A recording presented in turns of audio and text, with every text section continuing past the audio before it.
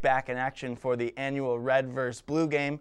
Our analysts preview both, and UATV sports reporters Rihanna Sorensen and Amanda Lennon give an inside look into Arizona Basketball Media Day. And Wildcat Hockey looks to avoid dropping 3 straight games on their 3rd road trip in as many weekends. I sat down with Arizona head coach Sean Hogan earlier to discuss the young 2013 season. All this and more coming up on Dorm Room Sports Chat.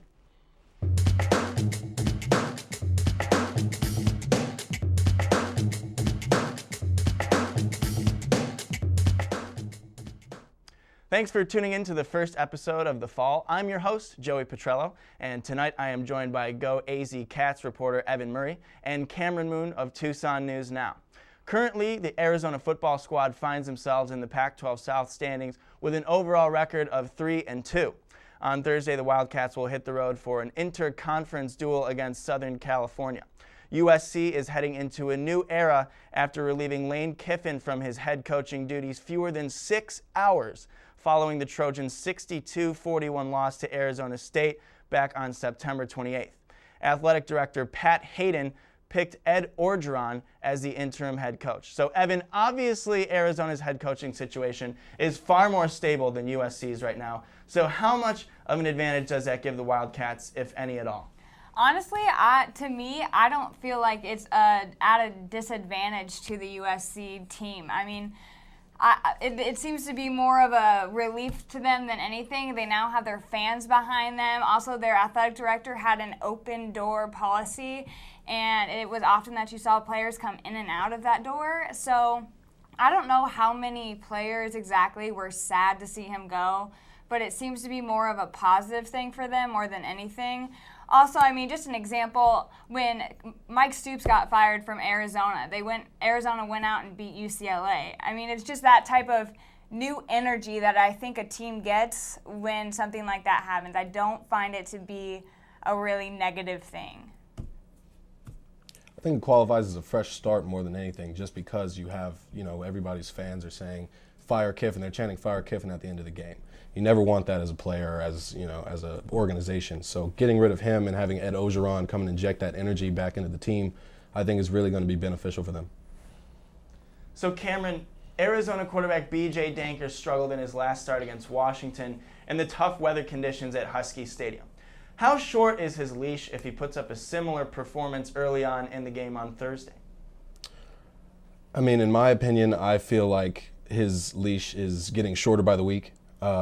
You passed for 119 with no touchdowns, and you've only passed for 445 and 2 touchdowns, I believe, on the entire season. It's not going to bode well when the other team is stuffing 9 in the box to stop Kadeem Carey, who led the nation in rushing, obviously, last year. See, my question is, though, who besides B.J. Danker?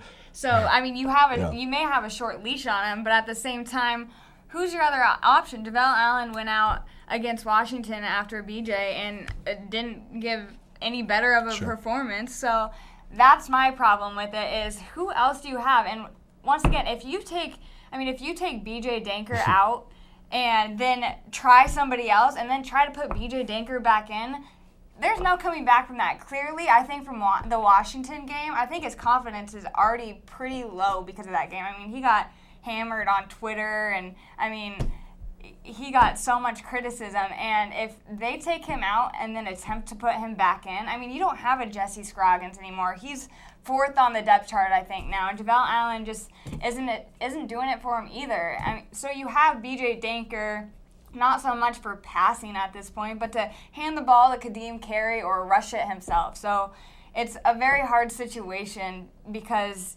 you don't have much to fall back on. And so, I mean, is this least getting shorter? I don't know. I'm not sure. Yeah, would it be safe to say that by putting Javale Allen in, you're not really making an upgrade, if any upgrade at all, over Danker? Which is what I'm saying. Right. I mean, essentially, you're basically getting the same thing. Right, and you're just trying to work with different options that may or may not give you a more positive effect, and you don't want to mess with B.J. Danker's confidence even more in that case if you're going to try and start him again. So it's a tough situation, and maybe one that Arizona can't really resolve this year. I think the biggest thing that this shows is how bad Mike Stoops was at evaluating and recruiting quarterbacks. just because there's none on the roster besides Scroggins, and he's, as you said, number 4 now because of injuries or concussions or lack of knowledge in terms of the system. Right. Or missing the bus exactly. to a game, and exactly. just things where it's just like he's not mentally. He doesn't seem to mentally be at Arizona. Sure. I mean, Anu Solomon, he's only been here for 6 weeks now, something like that. And then JaVale and BJ, we're still not sure if either one of them can effectively throw the ball. Right. So.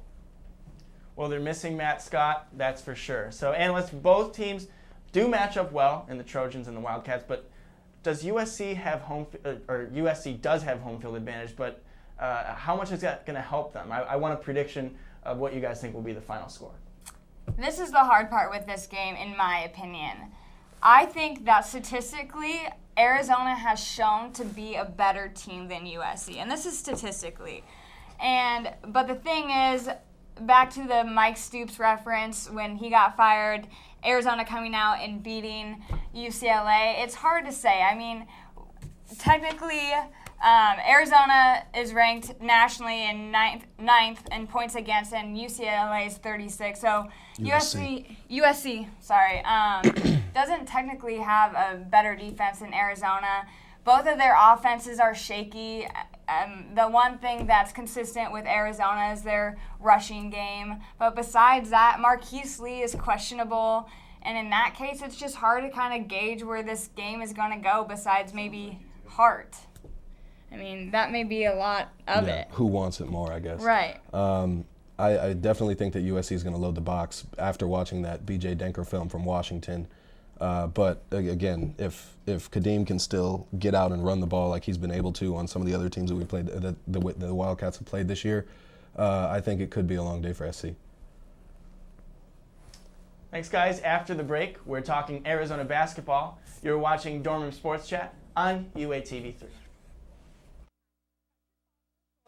Of this season's Strom Major. For an entire week, there's golfing, food, drinks, and entertainment that doesn't stop when the sun goes down. If you are not yet registered to vote, here's what an Arizona voter registration form looks like. Bundle up, Wildcats, winter is almost here.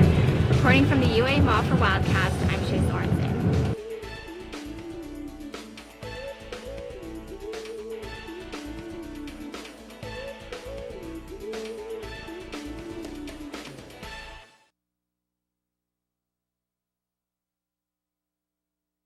People may tune out someone they see on a median trying to sell newspapers. Those extra few hours of having to swipe your CAT card to get in at night might be keeping non-U of A students out of the library. And while some are traveling to Mexico for cheaper gas, others are forced to pay those high prices at the pump. Students and parents are always invited to come cheer on the Wildcats. We'll see you back here next week for another edition of Wildcast.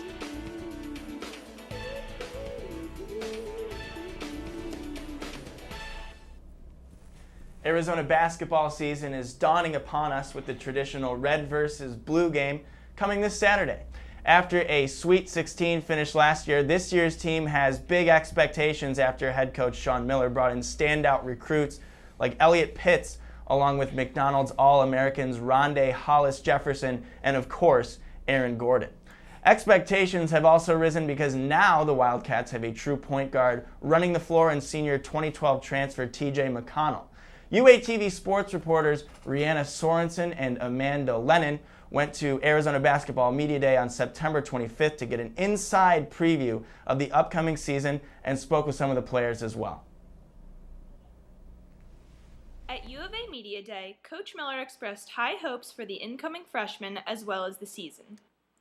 Miller stated that Gordon earned his place and the right for people to talk about him. Play very hard and very versatile. A lot of people don't see the versatility in my game. They don't see a lot of the little things that I do on the court that make a big difference. Being in the right place on defense, my second jump, being able to jump the first time, come back down, plant, jump back up quicker than everybody else. So it's just little things that people wouldn't normally see that I can do. Coach Miller expressed that Brandon Ashley has progressed as a player and is more productive than he was last year. Like Miller, Nick Johnson also looks forward to what the incoming freshman will bring to the team. The biggest thing we can expect is an impact on defense. I mean, with Rondé and Aaron, they're so tall, long, and athletic that's one of the things that they can really impact right away as far as steals, block shots, and just all on-ball defending, as well as some highlights. I'm Amanda Lennon. And I'm Rihanna Sorensen. Reporting to you from UATV. So obviously, guys, the red versus blue game is Arizona basketball versus Arizona basketball. That roster will be split into two. So I want to know, what are you guys hoping the teams look like? And by that, I mean, which players would be the most fun to watch play alongside or against one another?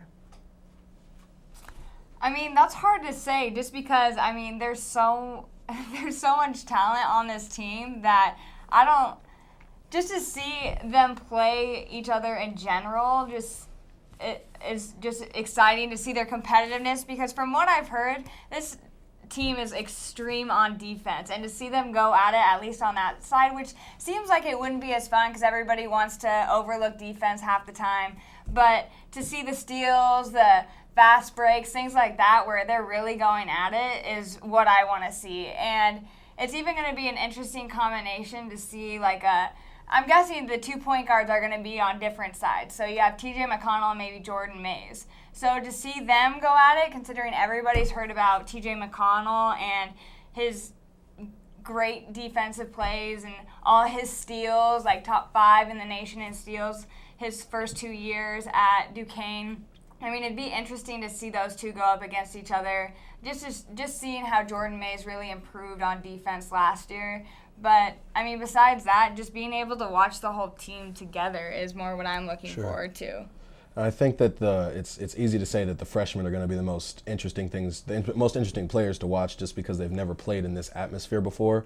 But I really think that with the talent that Arizona has coming in terms of Aaron Gordon, Elliot Pitts, and Rondé, I feel like seeing them in a collegiate atmosphere, there's a big crowd, this is the biggest crowd they've likely ever played in front of, with the most talented players they played against, seeing how they handle that pressure that's going to be here until hopefully late March in terms of their goals, is going to be the most interesting. And who is the leader of the team? Is it Nick Johnson, who's been here for a while, or is it TJ McConnell, who's going to be the starting point guard, assumedly? So there's a lot of storylines in this weekend. It'd be interesting to me also to see TJ McConnell and Nick Johnson on different teams, just because they are so defensive-minded, and I can see them really going at it as well, even though Nick Johnson isn't playing the point position, but still I would assume even Nick Johnson would cover somebody like TJ McConnell in a game-time experience. So, and it will be interesting to see, as far as the freshmen go, it has been the case that since they were such big-time recruits, highly recruited, that Aaron Gordon and Rondé Jefferson, I think they've been in similar type environments in a way that they were very hyped. They got to be in the McDonald's All-American game, things like that, where they have gotten that hype before, but just to see how they would handle it. So I'd like to see them split as well, just to be able to see how that works out and how they all handle the pressure, because believe it or not, it's a scrimmage, but those guys still feel it. They still feel the 14,000 people staring at them, wondering what they're going to do, because this is everybody's first glimpse of getting to see the new guys. And even, I mean, TJ McConnell, and he got to play in the red-blue game last year, but and it was a rough one for him, to be honest, so I'm sure he's ready to really show everybody what he's about. And I'm also really interested to see how Coach Miller splits minutes, because there's only one basketball.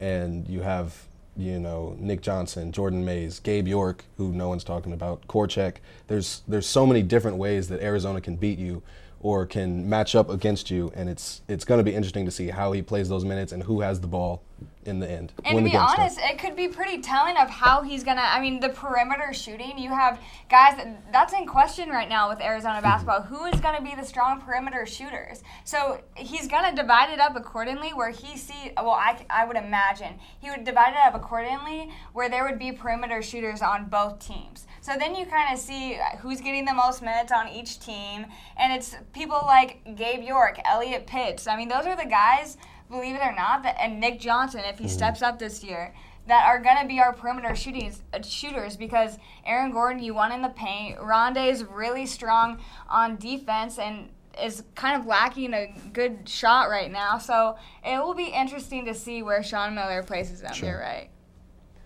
Now, part of the red versus blue game is the dunk contest. Nick Johnson won it last year, I believe. Can Aaron Gordon maybe win it this time? It was Gabe York. Gabe York won last year. Oh. Gabe York. Yeah, because he dunked over Angelo Chol and Matt Korchak, was it? Yeah, and he won the dunk contest, but Nick Johnson definitely gave him a run for his money. Mm-hmm. But Aaron Gordon. I'm looking to see an alley-oop from Johnson to Gordon. That would be interesting. A little Blake Griffin, Jamal Crawford action. See, but and so we got the Blake Griffin and the Aaron Gordon. Sure. So it's obviously we can compare that in a dunk contest, right? Yeah. But yep. It should be fun. Yeah, it should be a good one. Stick around, because when we come back, I sit down with Wildcat Hockey third-year head coach Sean Hogan. You're watching Dorm Room Sports Chat on UA TV3.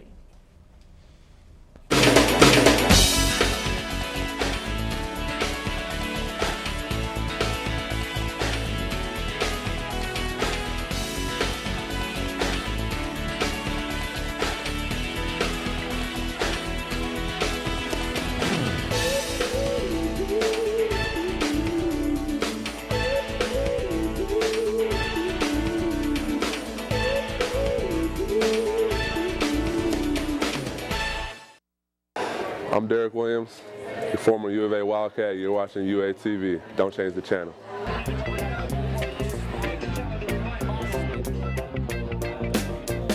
The life I lead is an alphabet dog. I may have fleas, but I run a yard. I see those clones looking down on me, but unlike those clones, this dog is free. Oh Lord, it's a dog's life.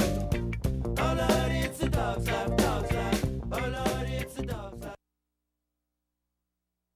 Joining us now on a special sit-down segment on Dorm Room Sports Chat is Wildcat Hockey head coach Sean Hogan. Coach, we appreciate you coming out and being here for us. Thanks for having me. I'm excited to talk about Wildcat Hockey. Well, you're 4 games into the season now with a record of 2-2, and what I want to know is how would you grade your team's overall performance thus far into the season? Well, I think we'd give our guys a B, B+. I think we're an above-average hockey team, and we're playing above average. It's hard to give an A because you're not 4-0. We played a team in the first weekend we should have beat, and we swept them in NAU. And then we played an elite level team, number 1, number 2 ranked team in ASU, and got swept.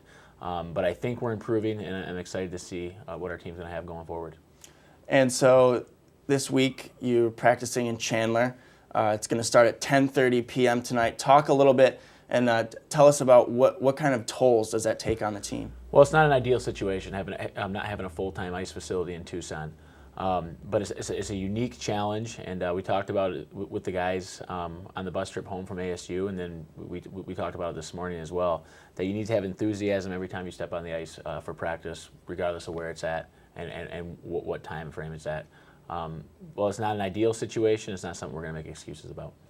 And also, speaking of practice, you went to an Arizona football practice to watch Rich Rodriguez and kind of how he runs things and how he runs his system. What did you take away from that, and what did you admire most about his coaching style? Well, it was a unique opportunity. I was excited to be able to capitalize on that opportunity. And what I took away from it was the intensity that he brought every day to practice, and it filtered down to his players, and it made them excited to be there. And that was the biggest factor that I took from it. Watched a little bit of coaching communication as well, learned how they communicated with their players, and it'll be something that we'll use going forward. And so you're coming off a tough weekend, swept on the road in ASU and Tempe. This weekend you're heading to Lynchburg, Virginia to play Liberty. So what did you take away from ASU that you're going to improve upon this weekend? Well, you were at the game Saturday night. I thought that you agreed when we spoke that we played a really good first period. If we can keep that intensity, that same kind of systematic play that we used Saturday night, I think we have a real good opportunity versus Liberty. We got into some bad habits in the second and third period that we'll work on in practice this week. Also, Dylan Honacki, he started both games. Is he your guy in net for the rest of the season? We'll see. We basically go with the guys that are playing the best in practice week to week, and all 3 guys are going to get an opportunity. Whether or not that's Dylan this weekend or Steven Sisler or Garrett Patrick remains to be seen. But we'll find out this week in practice. This weekend, the Wildcats head to Lynchburg, Virginia for a Friday and Saturday night series against number 14 Liberty. Before tonight's Monday night football game, our analysts and myself, made their picks on who would win and what the score would be. In the Georgia Dome, the New York Jets upended the Atlanta Falcons 30-28, and we all picked Atlanta to win. But the closest was Evan, who predicted that the Falcons would win by 7 points, a score of 21-14. Guys, your thoughts on the game? What an upset by the Jets, huh? Yeah, no kidding. I didn't think Geno Smith was going to be able to get it done. And both of us, actually, our fantasy quarterback is Matt Ryan, so we were pulling for him. But, I came up on top in this debate, but for the most part. But, yeah, I expected the Hawks to get it done. I feel like the Falcons they're not getting it done. You said Falcons. Before the season, the Falcons are a Super Bowl contender, according to them, and they're losing to the Jets, who are struggling to say the least, but apparently not tonight. Well, now the Jets 3-2. All of us, at least with our picks, Evan came in first with the predictions, but we're still all 0-3. I predicted the final score would be 27-13 Falcons. Evan, of course, as I just mentioned, 21-14 Falcons, and Cam 34-14 Falcons. All right, folks, we will close the show after these messages with a game of 30 seconds. You're watching Dorm Room Sports Chat on UATV3.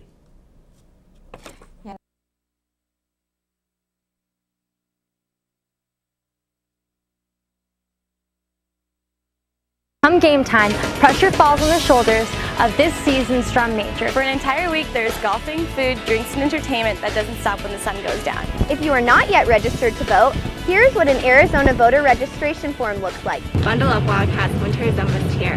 Reporting from the UA Mall for Wildcats, I'm Shay Sorensen.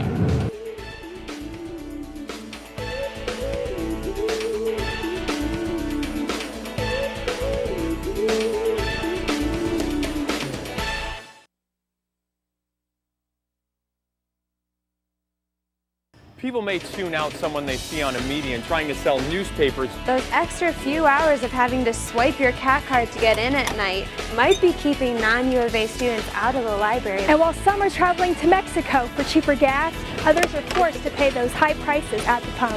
Students and parents are always invited to come cheer on the Wildcats. We'll see you back here next week for another edition of Wildcast.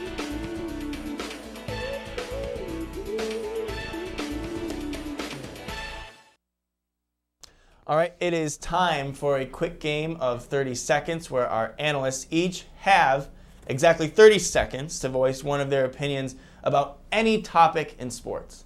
Evan, lead us off. Well, I think it'd be wrong to not talk about Nick Foles against the Giants. He went 16 for 25 pass attempts with 197 yards and 2 touchdowns.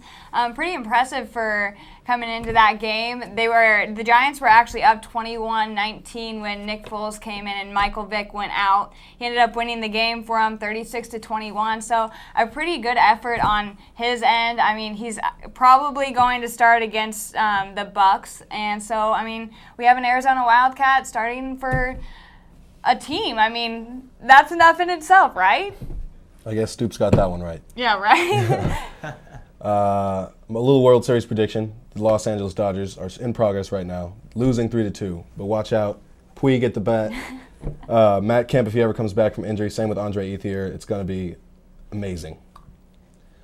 I want to do one myself now just because of that. I think Boston is going to win the World Series. Do we they have Ben here? Sherrington, Boo. who brought in great players in Shane Victorino and Mike Napoli. They have an amazing bullpen this year. Koji Uehara, where did he come from? I like their chances. I like their starting pitching as well with Jake Peavy now on the mound. Clay Buchholz was still good even though he lost today. John Lackey has recaptured his old magic in his arm, and John Lester, of course, is back to his old ways. An ace on the mound. That's my 30 seconds. So we're going to close the show by also wishing the head coach of Arizona baseball, Andy Lopez, best of luck in recovering from his triple bypass heart surgery he underwent earlier today.